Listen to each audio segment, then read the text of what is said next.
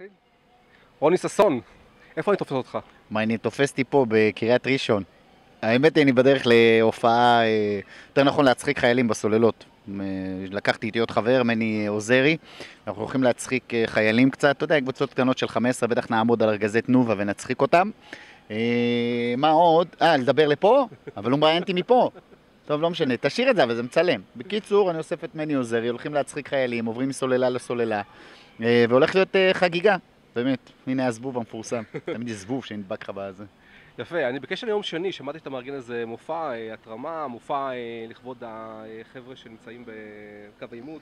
תראה, האמת, מה שעשיתי, עשיתי מין צו 8 לסטנדאפיסטים. הקפצתי מספר סטנדאפיסטים, רשף לוי, בני ברוכים, אדם שרון, מי עוד הולך איתנו? יוסי גבני. אנחנו רכב אחד, בתוך רכב אחד 5 סטנדאפיסטים, ואנחנו עוברים לאזור עוטף עזה, אתה יודע, שם זה הכי מכה, מועצה אזורית אשכול, לא מקום ספציפי שחלילה לא ייפלו בגזים.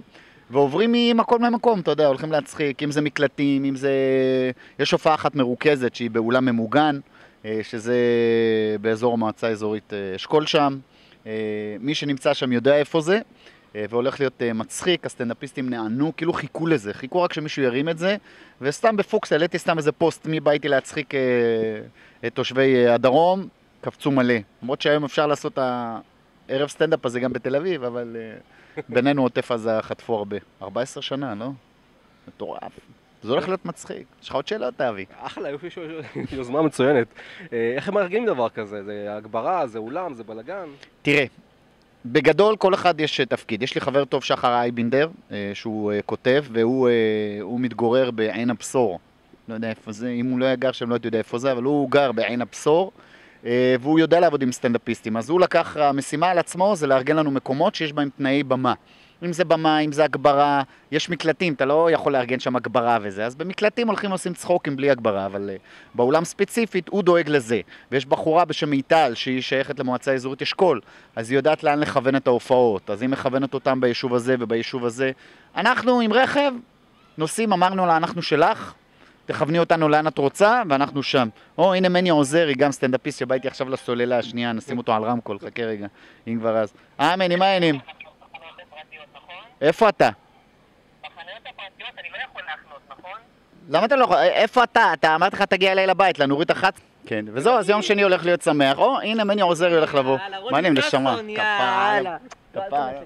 בוסק עינק, למה אתה חולה? לא, למה אני מגולח ועכשיו אתה מזיע וכולך עיראקי כזה. למה? זה לא גילוח, זה מי קולון. תראה מהלחץ של ההקפצה, תראה איך התגלחתי.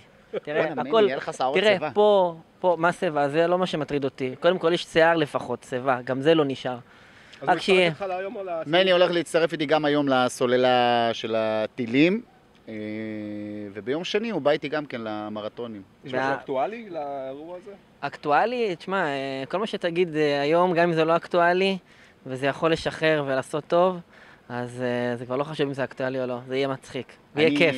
ואנחנו באים מכל הלב לעשות שמח, ושרק יהיה לנו שקט וטוב וחם בלב, וכל המילים היפות. אמן ואמן ואמן, ורק עוד דבר אחד, הילד שלי התרגל להזעקות, אז אם יש לך מישהו שמוכר צעצועים שעושים רעש של הזעקה, אני אשמח, הוא נרדם בזה. נרדם בזה? כן, הוא נרדם מהזעקות, אמת. רגע, תמונה אחת? יאללה.